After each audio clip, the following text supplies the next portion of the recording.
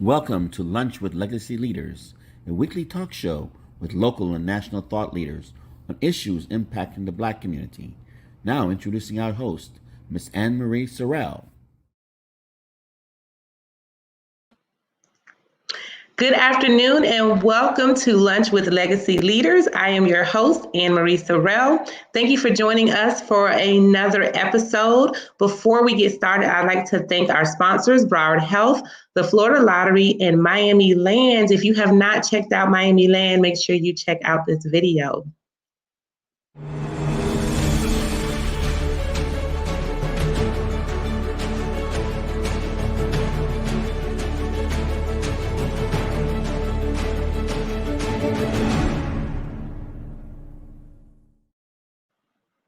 The weekend is coming, and what other way to be outdoors than to be at Miami Land this weekend? So please check it out with your friends and family.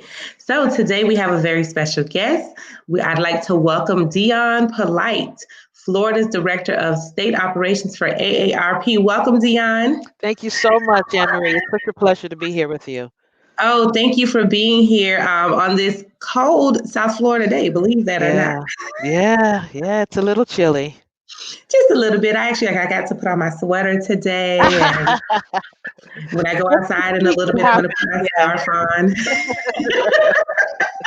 Well, I have on long sleeves, so it's because of the same thing. So that's Yes. You know, we finally get to pull out our boots for like a couple of days. Yes.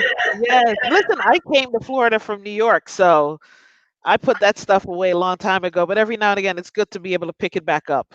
Absolutely. I feel a little fashion sense when I'm able to, a little change in my fashion sense. Yeah. Diversify the wardrobe is always good. Absolutely. So for our guests who don't know you, Dionne, I'm just going to read your bio to officially introduce you to our audience. Sure. Dionne Polite is AARP Florida's Director of State Operations. In this role, she's responsible for the oversight and management of operations, which includes all outreach initiatives, engagement opportunities, and education efforts in the state of Florida to its 50-plus communities. Previously, Dionne was the Associate State Director of Multicultural Outreach for AARP New York, where she was responsible for initiatives focused on the African American, Black, and Caribbean communities in that state. AARP is a nonprofit, nonpartisan organization with a membership of more than 37 million that helps people turn their goals and dreams into real possibilities, strengthens communities, and fights for the issues that matter most to families, such as healthcare, employment, security, and retirement planning. With over 30 years in the nonprofit arena, Dionne's professional experience also includes several years as a national fundraiser for both the American Diabetes Association and the March of Dimes. She has received recognition and honorable mention for her commitment and outreach efforts from organizations such as Make the Grade Foundation, Sister to Sister International, the Caribbean Chamber of Commerce, Grandparents Around the World, Inc., and the Greater New York chapter of the Links Incorporated, and Legacy Miami Magazine as one of the most powerful and influential leaders in South Florida. She is recently appointed to Miami-Dade County's Elder Affairs Board and is a member of Leadership Florida's Executive Board. Dionne is a member of the North Broward chapter of the Links, where she co-chairs their Health and Human Services facet and the Intergenerational and Leadership Committee. She also sits on the boards for the YWCA South Florida and SOFIA South Florida, which is South Florida Institute on Aging. She recently completed AARP's Executive Education Program at Georgetown University. Dionne is a graduate of CUNY York College in New York and is a proud mother of 2 adult children and happily married for almost 4 decades to her childhood sweetheart, Daryl, a retired New York State Trooper. Dionne is a passionate, committed and community-minded individual who lives life to the fullest, not letting negative thoughts or things she cannot control determine her journey or experience. Instead, she is led by her faith and invests her energy in the positive and lives in the present. Welcome again, Dionne. Thank you so much. Thank you. That was a lot to read, so... It was, but you know what? It's important for our audience to know who you are, not just what you do. I appreciate that so much. Thank you. You're welcome. So I hear people, and I don't think I'm there yet, Uh-huh. but I hear people say, "Oh, I got my AARP card," and sometimes it's in a joking way. And a lot of us who have not received the card often like, "Well, what exactly is an AARP card, and what does it do?" So to me, when you get the AARP card, it's because you have achieved, you have reached the pinnacle of where life really begins. I'll start by saying that AARP is really a social action organization with a membership. So the membership now is it's nearly 38 million people. Here in Florida, we have close to 3 million members. About a quarter of them are African American, Black, or Caribbean, or identify as African American, Black, or Caribbean. Membership happens when you reach the age of 50. And I like to say it's almost like creating a relationship. In your mid 40s, you'll get a note from AARP just introducing ourselves. By the time you get to your late 40s, 47 or 48, you will get another communication from us reintroducing ourselves. So it's like a dating process. And then when you hit 50, the day of your 50th birthday or the week of your 50th birthday, you will get a card in the mail offering you the opportunity to become a part of the AARP organization, the enterprise. Um, and, we celebrate our 60th anniversary this year, 60 years in action. And I'm so proud to be a part of the organization. It was started by a woman, Dr. Ethel Percy Andrus, who was a teacher in California. And she retired, and after retirement, went looking for one of her former colleagues and went to the address that was on the last bit of information that she had on this colleague. And when she went, she knocked on the door, and the person that answered the door said, "No, she doesn't live here." And she said, "Well, this is the address I have." And the person responded, "Check in the back. There's somebody that lives in the back." But she walked to the back of the home, and there was a chicken coop. And she said, "It can't be somebody living in a chicken coop." But she knocked, and the chicken coops are, these little things that hold chickens. And indeed, her friend, her former colleague, who was also a teacher, was living in a chicken coop Wow. because that is what she could afford. And Dr. Andrews was so incensed by just seeing what she was seeing that she created AARP, which used to be formerly American Association for Retired Persons, but now it's just AARP, the acronym AARP. And there's several, we're now an enterprise. And so there's several components to the organization. There's the AARP Foundation, which is our charitable affiliate. There's Legal Counsel for the Elderly, and that's also charitable. That's an organization that champions for legally for the dignity and rights of older persons here in this country, and they are based in Washington, D.C. There's AARP Services, which I think is what people are most familiar with, but in a different way. Because when you say you're an AARP, people automatically assume that I sell insurance, and I do not. AARP Services is the part of our organization that creates relationships with insurance organizations, with hearing aid companies, with those telephones that you see and all that. It's probably our most profitable, profitable arm of the organization. And they, are responsible for quality control and the range of products and services that we offer. Then our strongest work, I think, is our social impact work. And it's the heart of what we do. That's around advocacy. So we are known as that 800-pound gorilla that shows up at the desk of our legislators around the country. For me specifically here in Florida, in district, as also in Washington, D.C. I'm responsible for advocating and lobbying for the constituents and for us, our members.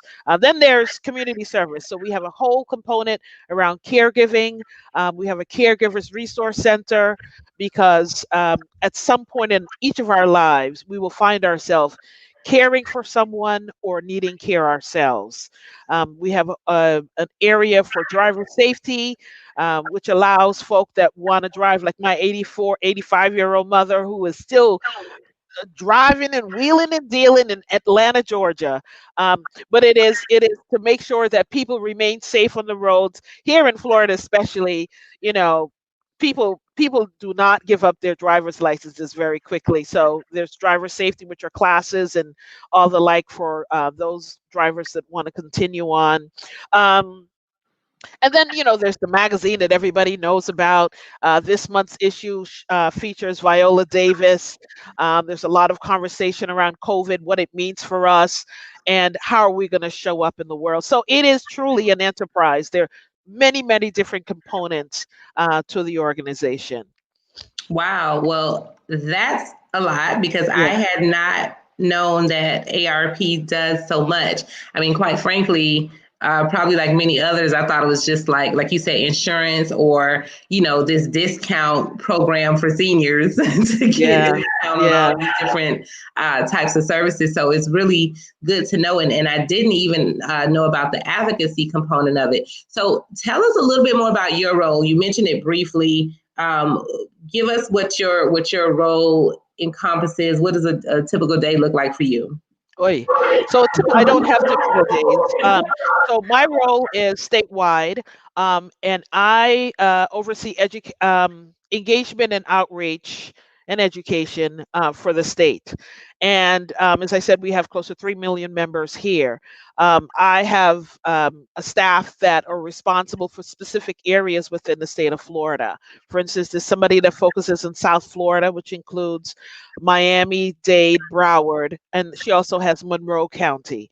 And then there's somebody who has Southwest Coast, which is from Palm Beach County all the way to Sarasota, Naples, down in that area. There's somebody who has Central Florida that includes Orlando, Greater Orlando, and the surrounding counties. There's somebody who has Tallahassee and the Emerald Coast, which is the northern part of the state. There's somebody who has um, um, Jacksonville and that far, and what we call the Big Bold Coast area. That includes St. Augustine, Palm Coast. What's it called? There's a beach out there, America. I think it's called. I can't think of the name of the beach right now, but American Beach. that's it. Yes. So she covers that area, and then there's staff that cover Tampa, St. Pete, and those counties that encompass all of that area. So for South Florida and for Tampa, St. Pete, they are what we call enhanced communities, and what that means is that our work there is really intentional. And in South Florida, it's mainly focused on Hispanic, Latino, and then African American, Black, Caribbean. In Central Florida, it's more Anglo, but also with interactions in multicultural communities. I'm the first person of color and a woman that's been in this role. And I've been here for I'm going to be in 2021, will begin my 6th year here in Florida. I'm with the organization a total of 11 years, but the first 5 in New York, as I mentioned earlier.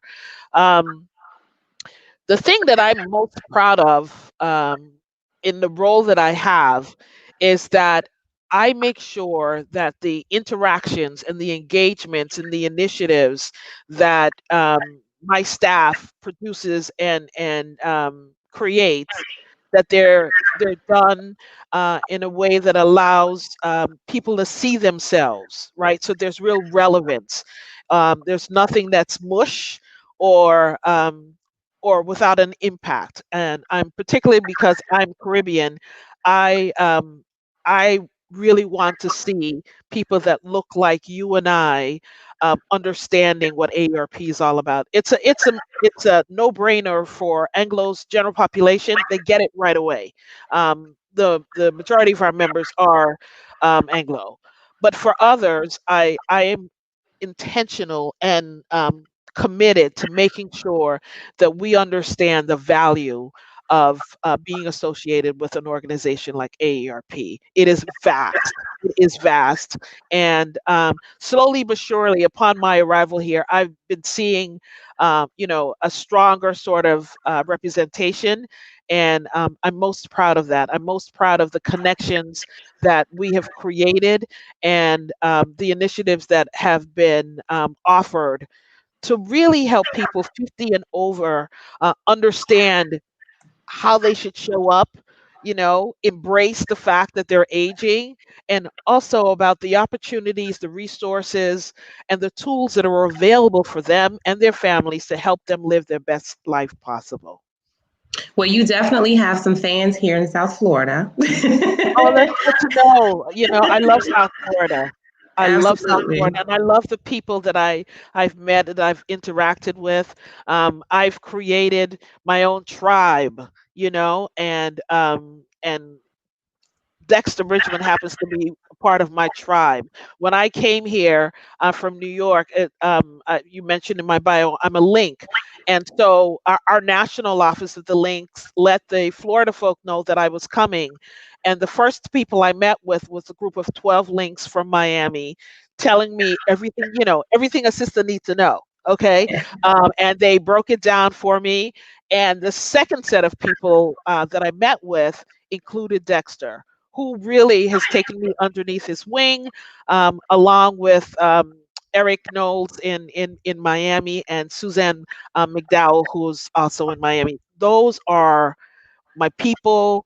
They embrace me, and I go to them as they're my trusted source. When you have a tribe and you have a village, there's always got to be a group of people that you can go and cry with, laugh with, Yes. exchange ideas with, all of that. A trusted group, and they're a part of my tribe. That is amazing. So you've definitely done a lot of community work in your past, and with this role, with you being the first person of color and woman and Black woman in this role, how do you feel like your previous experience prepared you for this? Um, so in nonprofit, there's a certain mindset that people have. The people that tend to lean into the nonprofit world are folk that generally that want to do something that is impactful. And so I found that to be the thread that really is woven into the tapestry that's me. I wanted to when I got out of college, I went into banking, and I was in private banking, and I just didn't feel that, like, after I would leave work after a full day, I just didn't feel that, dang, I did something really cool today. But once I got into nonprofit, it really allowed me to center in on how I was going to show up in the world, how I was going to contribute. And as I progressed in nonprofit, particularly when I worked at the American Diabetes Association, I realized that there was a need for communities to see people that look like me, to show up and to educate and to empower. And I took that as a part of my gift, and I took that as a part of how the legacy that I want to leave. Working in New York at AARP allowed me to even expand and grow more, and to touch people in ways that were impactful, to understand the things that mattered. For instance, uh, I'll give an example. I remember going to Abyssinian Baptist Church, which is a huge church in Harlem, in New York. And I remember taking one of my colleagues who was not African American, and a Jewish woman who is a great friend of mine. And we go to service. Service started at 11. We got there about 10:30. We were seated right up in the front, and the pastor started speaking, and I was one of the speakers. And so he called me up at one point, and I went up and I spoke, and I came back and I sat down, and she tapped me. She says, "Okay, come on, let's go." And I said, "What?" She said, "Come on, let's go." I said, "The service is still going on." She said, "Yeah, I know, but you don't have to." I said, "Listen, one of the things you have to learn is when you're working in an African American, Black, and Caribbean community is the level of respect that we have to give to our faith leaders. This is Abyssinian. I ain't leaving until Pastor says, "Have a good day, y'all enjoy your week," and that's that. So Yeah. it and that for us, sounds like something. How did it come they didn't know it? People don't know that. You Right. know, those are cultural nuances, and I bring that experience with me here to Florida, which is why we have priority communities. We understand that Florida is incredibly nuanced. What the things that we can do in South Florida cannot be done in North Florida. It's a totally different animal. And so the staff are empowered with creating interactions that matter, that make sense, that resonate with folk, and that help them feel that they're being heard, and they're being thought of as people that make a difference, entities that matter, people that are empowered and educated and full with what they need to know in order to live the life they want to live.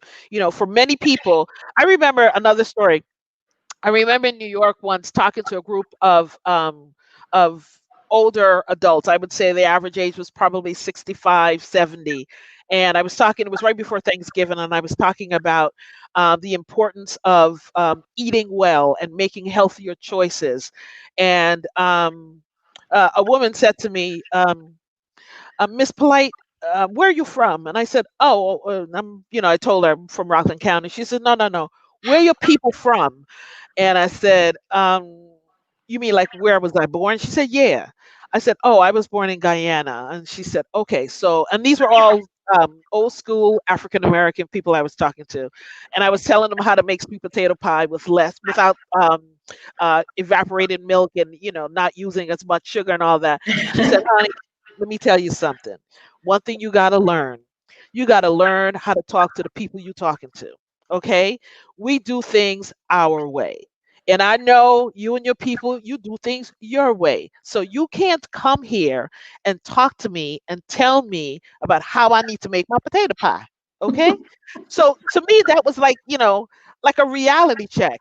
Yeah. So, and I have in turn, shared that information with my staff. We're not going in to change behaviors. We're going in to provide people with information that allows them to make the decisions on how they want to show up and how they want to live. You know? Absolutely. No, that's such a great point. And here in South Florida, as an agency that does multicultural marketing communication, it's so important that you understand cultural norms. And if you don't, you learn pretty quickly, and you get in the community and really try to interact and understand just something as simple as the ingredients for sweet potato pie, right? I learned very quickly. Very quickly. And Absolutely. it's so funny. I went home and my husband is African American. I went home and I told him the story. He's like, D, why do you think you're gonna tell somebody how to make pie? And he was absolutely right, you know? Yeah, yeah. And everybody makes things with their own twist. So, I certainly make my own twist. So, a few of your focal areas: healthcare, employment, security, and retirement planning. Can you touch a little bit on how AARP works in these different segments? And then with this pandemic, how is that changing or shifting? So with all of those things, financial security. So we know that older Americans tend to fall prey to fraud and predators, and so we have an intentional focus on providing people with what they need to know to protect themselves, and that goes from having experts do classes or interactions that say, if somebody calls you and says, and this is an example that happened to my father, says they have $1 million for you. All you have to do is give your bank routing number, and they'll put it in your account. Um, that doesn't happen. That doesn't happen. that is as likely to happen as Santa Claus. You see Santa Claus in the sky with Rudolph leading the sled. It's just, it's just a made up thing, but it happens, and it's particularly prevalent here in Florida.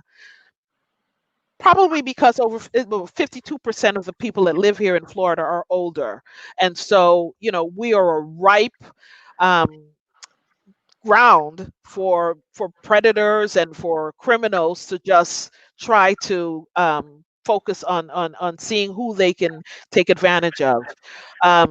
We want people to know about how to protect their accounts, their whether it's their Medicare or Social Security or any of those things that allow them to live the way they want to live. And so educating them about the tools that are available. The AARP.org website is amazing. It is vast with information and, as I said, tools and resources and tips that allow people to find out, to check and double check and recheck again. We also partner with organizations that bring in experts, that share information, that really um, going along with that knowledge is power, really uh, drilling into folk what they need to know. As it relates to the pandemic, oy, so AARP, we went, we are all mandated to work from home. So, and we will be a staff working from home at least until first quarter of 2021. And so what my team had to do was pivot. So we had to continue to be present for our members, but we had to do it in a virtual way. And that in itself um, is okay for some people. Technology is okay for those that are comfortable with it, but not everybody is comfortable with it. And so it enabled us to begin to reach out to people um, and introduce them to the basics. This is what Facebook looks like. This is what FaceTime looks like. This is what, when you get online, this is what you should see. So we have volunteer leaders that have been trained to then do peer to peer training so that people sort of become comfortable with technology. And with that happening, we then can do presentations about COVID, what they need to know when the numbers are going up, presentations about retirement planning. How do you continue to do that? With this pandemic, many people, and some people that didn't have regular employment and maybe had a little nest egg for their retirement, many have had to touch those nest eggs. And so it's really helping people navigate, how am I going to do this? What's going to happen now that I've just taken the little bit of money that I had to make sure that I can keep a roof over my head and food on the table? And so there are classes that we've had financial experts and social workers and bankers and all the like, all the people that can disperse information and allow people to get ideas that will help them do what they need to do during this time. With that pivot, we've done from March to current time, we've done close to 140 virtual engagements. That means people can go online and click and see 140, almost 140 different ways that they can learn something about AARP. One of the strongest reactions that strongest things that we've reacted to has been the realization that because of this shutdown, many older adults are now isolated and feeling lonely, and that's a serious thing. um, and it's serious because um, there's research that shows that folk that are feeling lonely or are isolated, um, their mental and their physical health become diminished. So much so that they liken it to somebody smoking 15 cigarettes a day. Wow. So it becomes a real health hazard. And so because of that, we've engaged in a program partnering with Broward 211, and it's called the Sunshine Project, where we send out cards to, and not only members, but to community people that say, hey, those people in this area, they're really isolated, even people in long-term care facilities or nursing homes. So we have focused and to date have sent out over 4,000 just hey, how you doing cards, and offering people an opportunity to call. AARP across the country has created something called Friendly Voices, and it is an opportunity for people who are like you and I, who are sitting and wanting to do something to make a difference, can pick up the phone as a part of this process and call somebody. Not, it doesn't have to be somebody you know, but a stranger in another part of the state, and just say, "Hey, how you doing? How are things going for you today?" To enable people to have an interaction. Socially, being socially distant has prevented family members from connecting with family members, have prevented people that are in nursing homes and long-term care facilities from getting visitors from friends or even their family. This Thanksgiving, let's say, because that's the most recent holiday, was like no other that any of us have ever experienced before, and that's because people there now there were people who just didn't care and just said, you know, forget it, whatever happens, happens. And we're seeing the results of that now and the numbers going up. Yes. But there are people in nursing homes and in long term care facilities that are lonely. Many of them are dying by themselves and they have family, but because of the restrictions, they're not able to connect.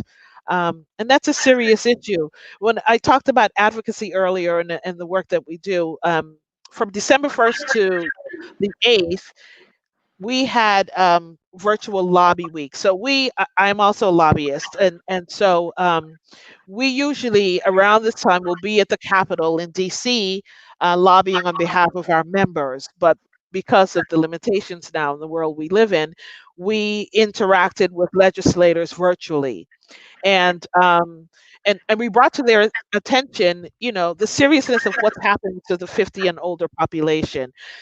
They are we are concerned about those people that are in nursing homes and long-term care facilities. We're concerned because they're dying at a faster rate than others, largely because the essential workers that are in those nursing homes and those facilities are caring for the older adults, but they're working several jobs, right? So they're leaving one place.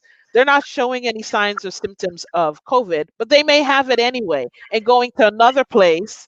And, COVID is moving from here to here to here. And we know that to be the case. We're advocating to make sure that Congress signs off on bills to make sure that each of those facilities have enough PPEs, which are the personal protective equipment, to ensure that people don't have to reuse their stuff. Right. There are some nurses and doctors and hospitals and these facilities that are having to, reuse their masks and their equipment. That's not right. It's not fair. Not in a country like the United States of America should that happen. So our conversations have been around that.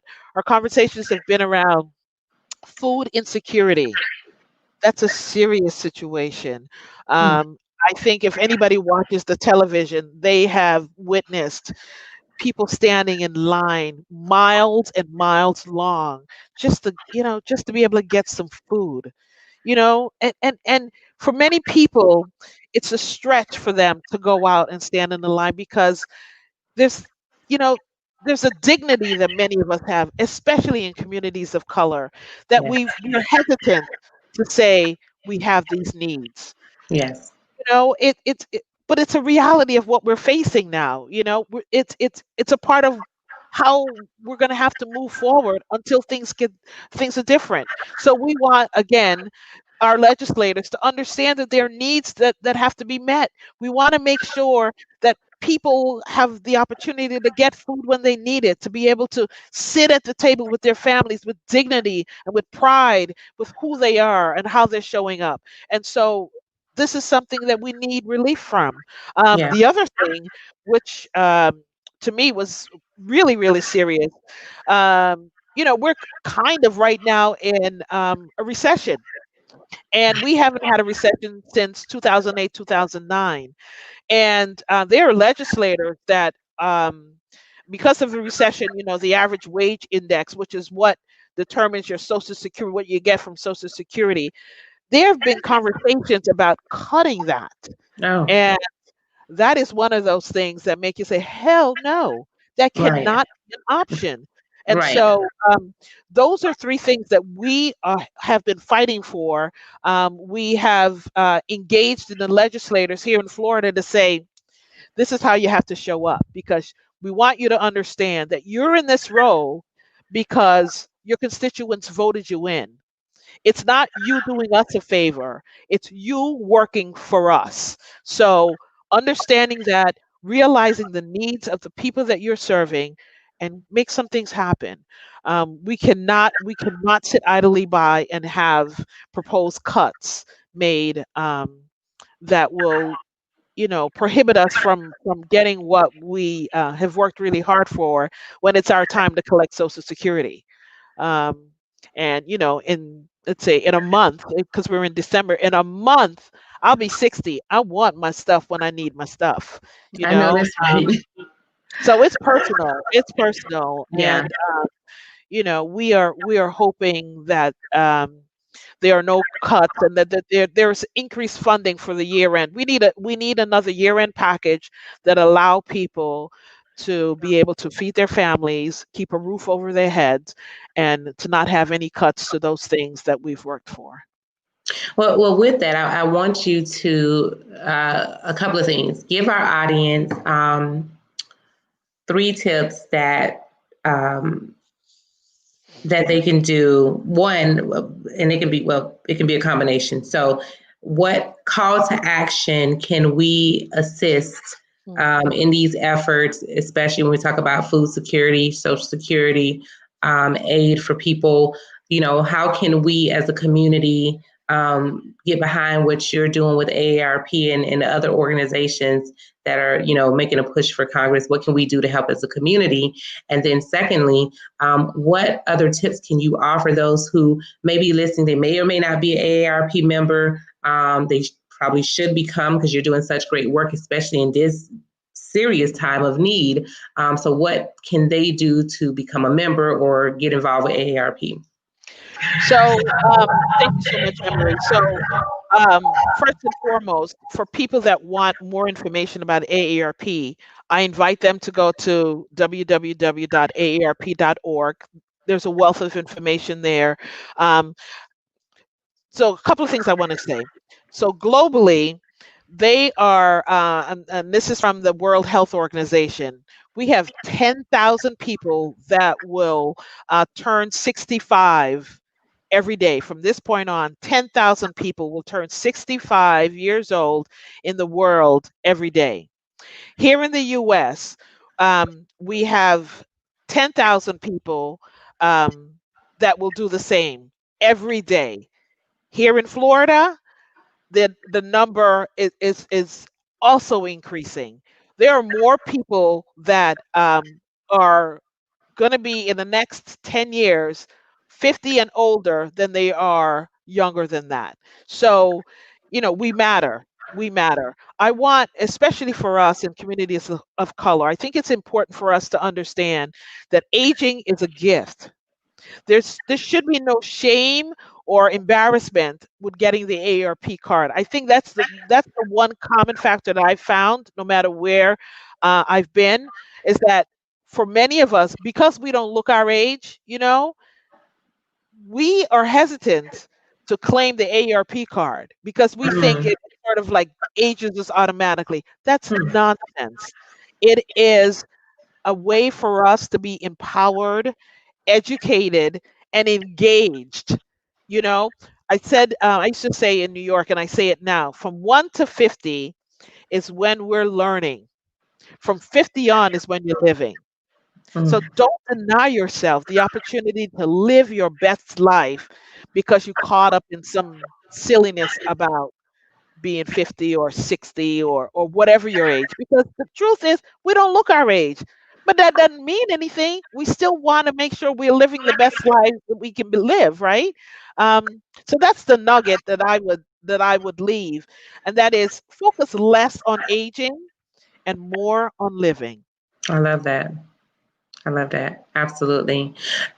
So thank you, Dionne. You have dropped such a wealth of knowledge. I have so much more clarity about AARP and the great work that you're doing, not just in our community here, but around the state and around the country. So thank you for being a staple in our community. I'm a new Dionne fan. I'm already an Anne-Marie fan, so there.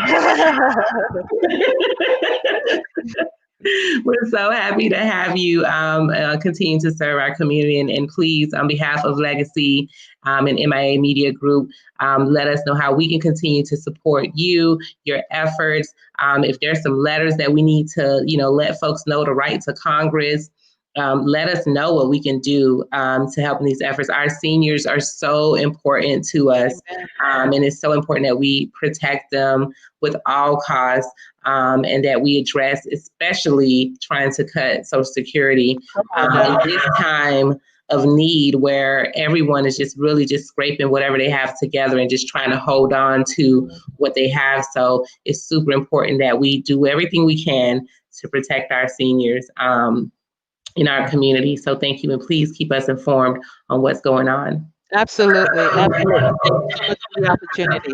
No problem. Well, stay with us for a moment. We just have a couple of announcements. Next week, we will be joined by Todd Clark, who is a doctor, Dr. Todd Clark, who's a professor of law at St. Thomas University, and he's the co-chair of the Center for Pandemics, Disasters, and Quarantine Research. So this should be a very interesting discussion next week.